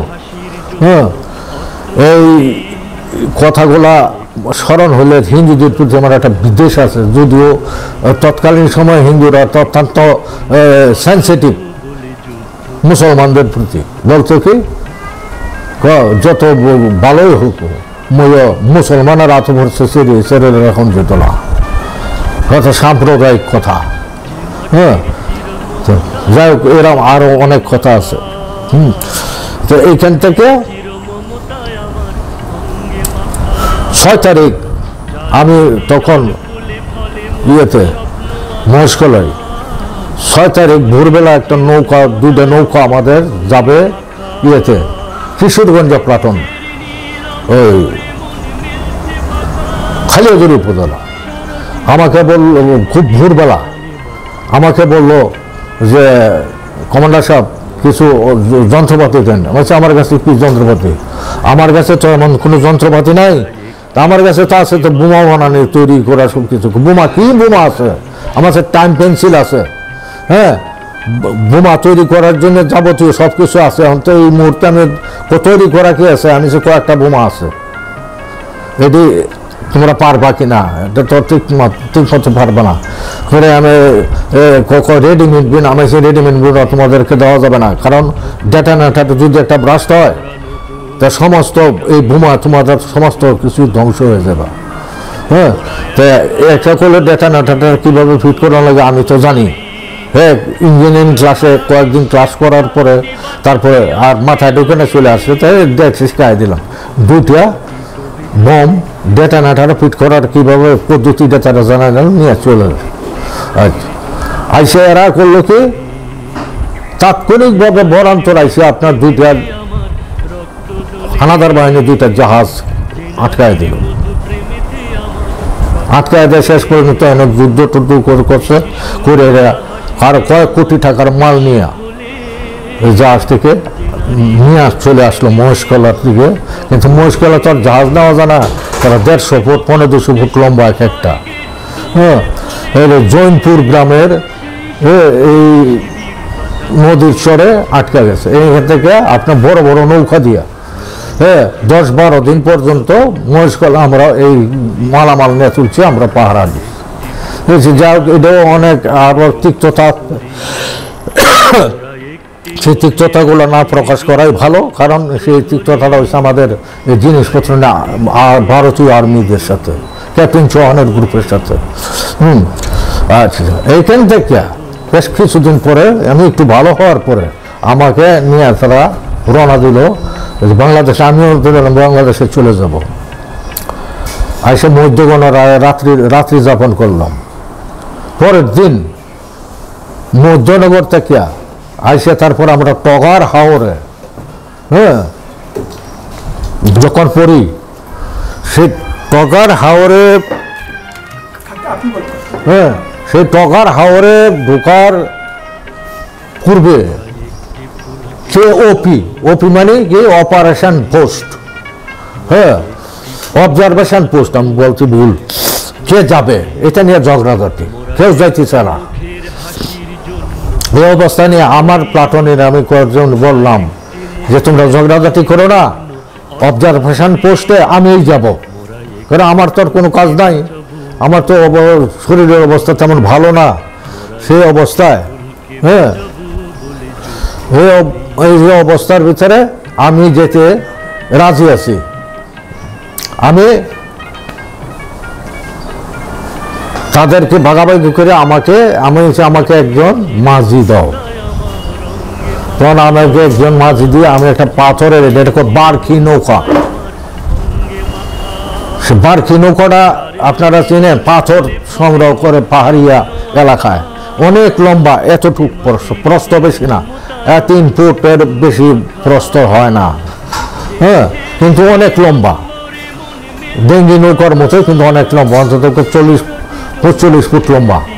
হ্যাঁ, সেই বারকি নৌকার ভিতরে বারকি নৌকা, সেই বারকি নৌকাতে উঠলাম। উঠিয়া তারপরে আপনার একটা বিডাতে আসলাম।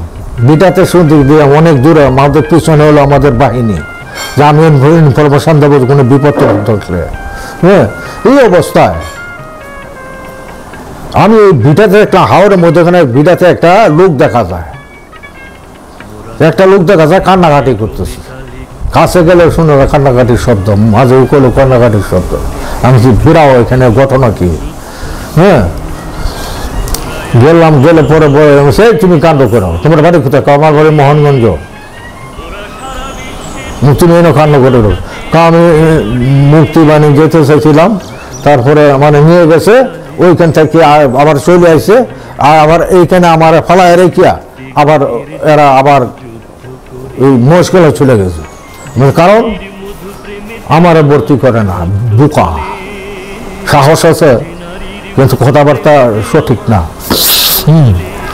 আমি একটু নৌকা, কোথায় যাবে তুমি?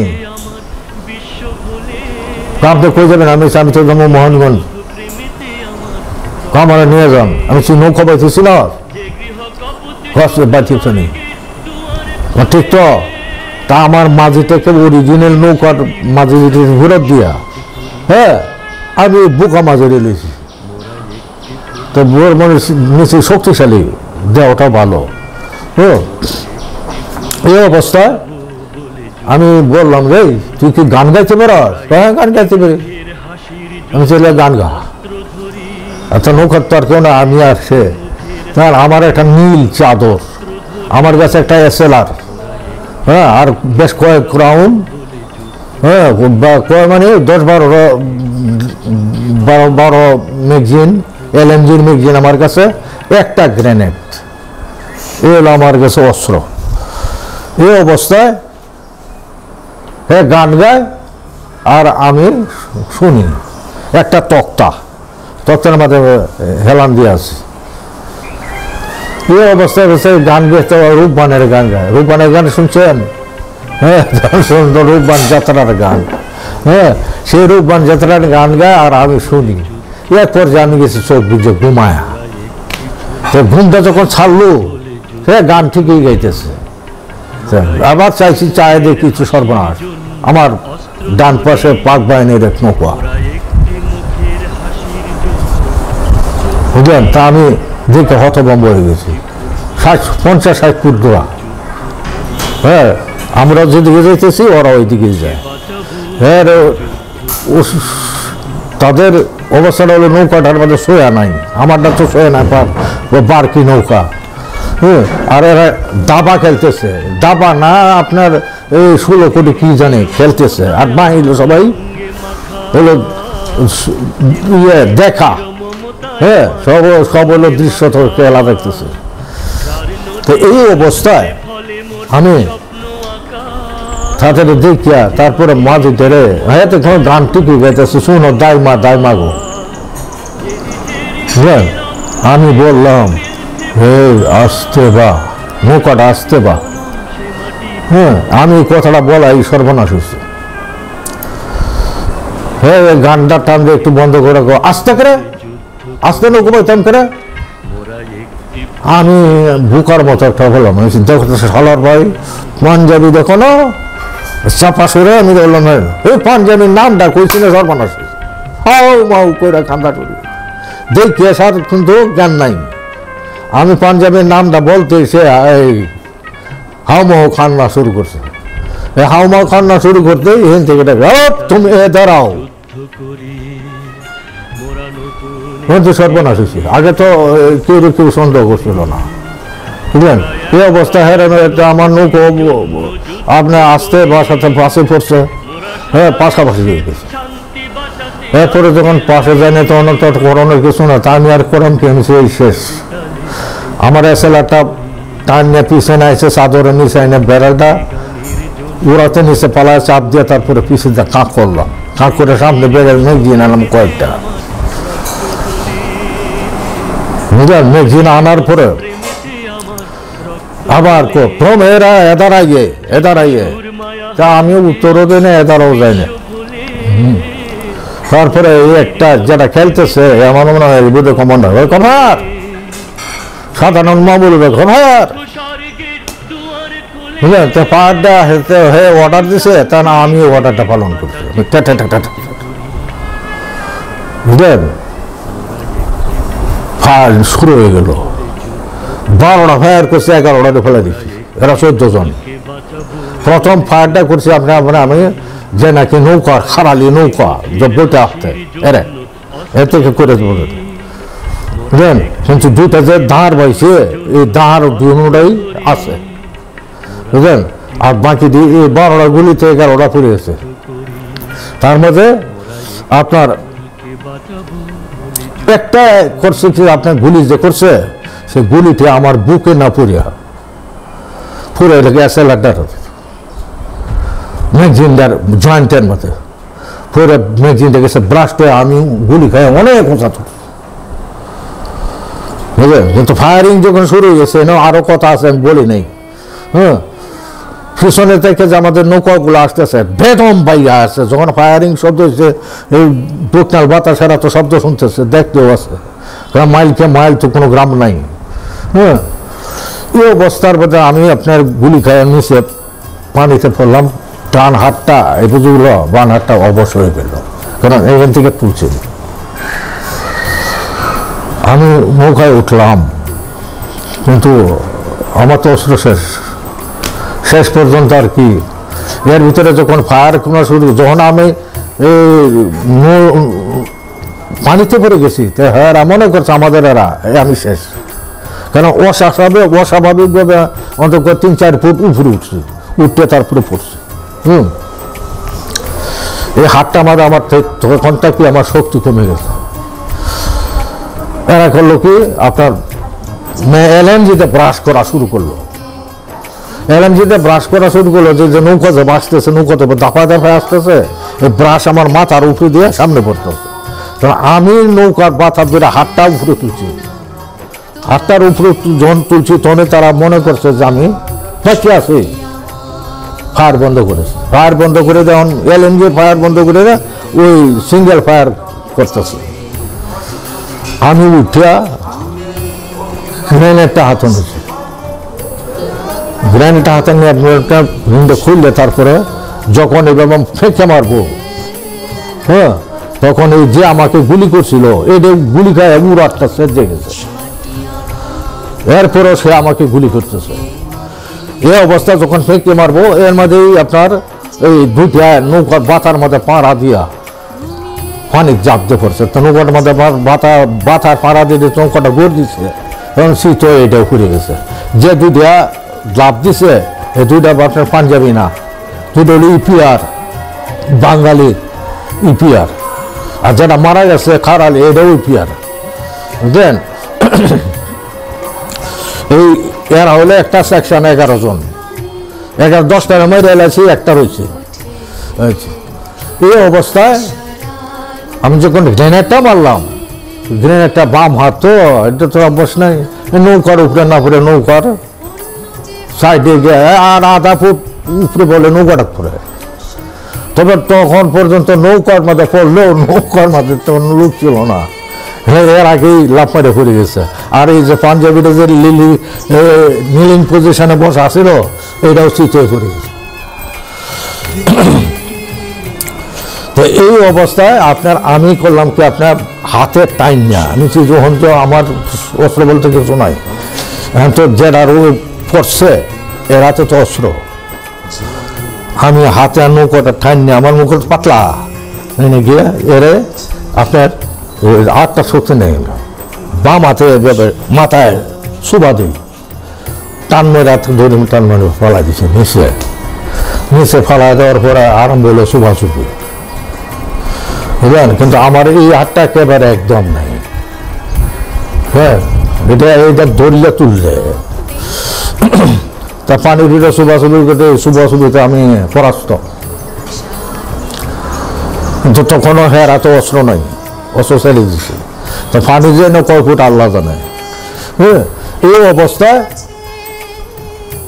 আপনার চাপ ধরে নৌকা নিয়ে নিচে নিয়ে গেছে, পানিতে চুবা দেয় নিচে নেবে, কারণ আমি মাথাটা নৌকাও মাথার পাশে লাগে, কারণ আমি পানি খেয়ে একেবারে শেষ মরণের অবস্থা। এর মধ্যে আপনার তল ফেটে দিয়েছিলাম লাথি আর বন্ধ বসে দিয়ে ফাঁক হয়েছে বাড়ি তার বাম হাতে এর গলার মধ্যে পেঁচায় ধরছে। তো এই অবস্থার মধ্যে যে নৌকার আমার নৌকাটার মধ্যে চাইছি, চাওয়ার পরে দেখি আমার মাঝে মরে নাই, এটা নৌকার নিচে শুয়া এবার চায় দেখতেছে। আমি শুধু বললাম যে বাড়ি দিই, বুঝলেন। এরপরে আপনার এই আটটা যে এই সময় চলছে তা আমি জানি না, এই আটটা মধ্যে এই নৌকার ইয়ের মধ্যে ধরা ওই বাতায়, আর এটাতে পাঞ্জাবির গলায় ধরা,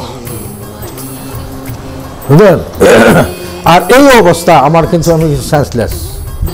এরপরে ওই যে ভাঙা এসএলআরের বাটটা বেরিয়ে এর মাথা একটা ডাল বানা রয়েছে, হ্যাঁ, এই যে মাঝে আমার মাঝে দেয়া, বুঝলেন। বাড়িতে বেড়েছে একেবারে অবস্থা খায়, রক্ত মক্ত, আমার মুখ মাথা একেবারে ভরে গেছে, বুঝলেন। এরপরে আমার নৌকাওয়ালার আইসিয়া আমাকে এখান থেকে টাইম নিয়ে আপনার এই পাঞ্জাবি এবং আমার লাশ, দুটার লাশের তুলে তারপরে এই আটটা বলে চলে যেই পারে না, এরপরে দোয়া ছিড়িয়ে গ্রাম, সে গ্রামে বিকালবেলা আমার সেন্স হয়েছে কীভাবে মুখের থেকে পানি বের করছে, বুঝলেন। এই হলো আপনার একটা না কয়েকদিন, আর বলার দরকার নাই, বুঝলেন। এরপরে মদনের শেষ যুদ্ধ করলাম, বুঝলেন, 30শে অক্টোবর রাত 2টায় আক্রমণ করলাম,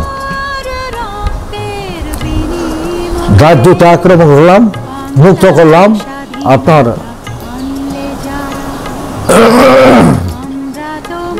হ্যাঁ মুক্ত করলাম আপনার 172 ঘন্টা যুদ্ধের পরে 6ই নভেম্বর শনিবার, এক শনিবারে যুদ্ধ শুরু হলো, আর এক শনিবারে সকালে এই 6টা-7টার দিকে আমরা মদন আপনার উঠলাম।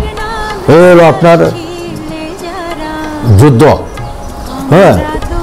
এই অবস্থায় মদনের শেষ যুদ্ধটা অত্যন্ত এটা একটা ক্রিটিক্যাল মুভমেন্টের যুদ্ধ, এটার মধ্যে হাসি কান্না, হ্যাঁ, এবং আমোদ প্রমোদ বা এই আপনার এই ঢোল ডবকি বাজানো, হ্যাঁ, এটার একটা মহোৎসব ছিল। সেই যুদ্ধে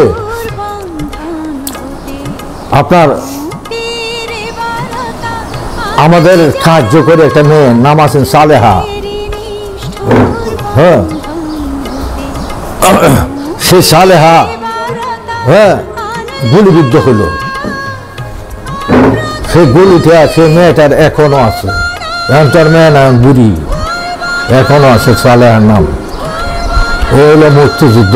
আর এই মেয়েটার উদ্ধার করছিল আমার এক মুখ সহযোদ্ধা মিরাশি বেগম, বুঝলেন। এই যুদ্ধেও আমি আহত হয়েছিলাম। এই যুদ্ধে আপনার এই হানাদার বাহিনীর গ্যাস বোমায় আমার সহকারী কমান্ডার মানে কমান্ডার গাজী আব্দুল সোহান মারাত্মকভাবে আহত হয়েছিল। আর আমি সব দাগাতে আমার লাঞ্চ এবং আমার কান নষ্ট হয়েছিল, বুঝলেন।